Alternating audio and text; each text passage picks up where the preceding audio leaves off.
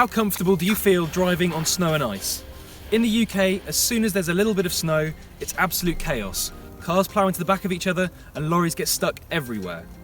In Norway, however, within 1 year of taking your HGV test, you must take mandatory training on snow or a low friction surface like I'm on now. So I'm here to find out just how difficult it is to drive on snow and ice and to find out how you can do it safely. The day started in the classroom, but this wasn't your normal safety briefing with a horror story slideshow. The aim of the course is to have people experience when a vehicle goes out of control and to learn how to avoid that happening rather than how to correct it. When there's no grip, prevention is better than cure, as the consequences of an accident in icy conditions are obvious and the probability of rolling over high. Now, my Norwegian's not very good, but I think what he's saying translates into pretty much any language. If you don't respect these conditions, you're going to have an accident.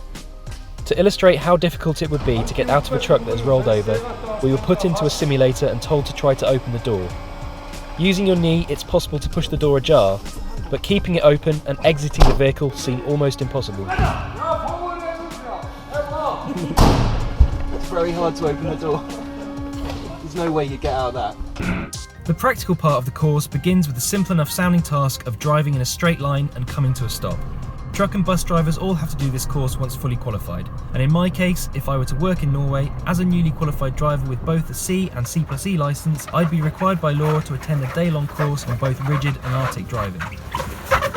If this were a CPC module in the UK, most people would be outraged at the thought of having a training course where the first element was to demonstrate driving a truck at 30 km per hour and then bringing it to a standstill. But on ice, it's a lot harder than it sounds. Throughout the morning, the speeds gradually increased, and the results became much more dramatic. Also, as the sun rose, the temperature increased from around -5 to 8 degrees, making the low friction surface even slippier, with the braking distance from 40 km per hour increasing by almost 50% in the new conditions. The optimum speed for safely controlling the vehicle fell from around 40 km an hour to closer to 30 km an hour.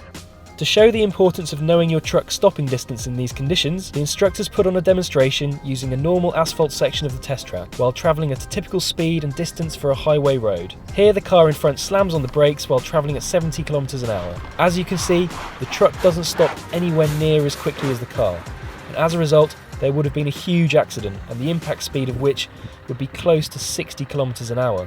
The next task was to try and corner. With an entry speed of just 35 km per hour, the truck struggled to stay on the correct side of the road. But with an entry speed of 40 km an hour, the truck was completely out of control. Just 5 km per hour more is the difference between avoiding an accident and a certain accident.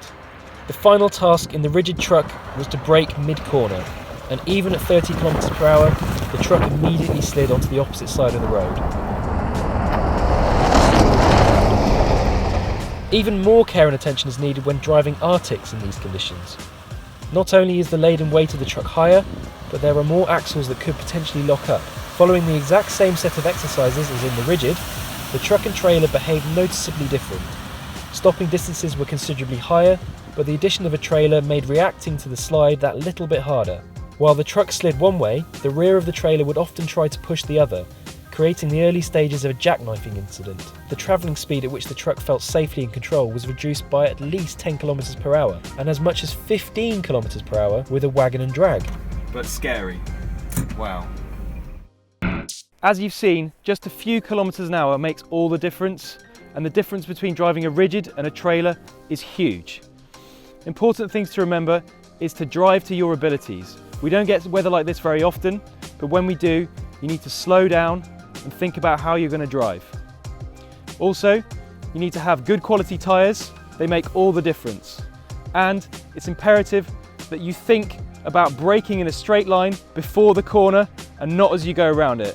We saw how that works out, and it doesn't end well.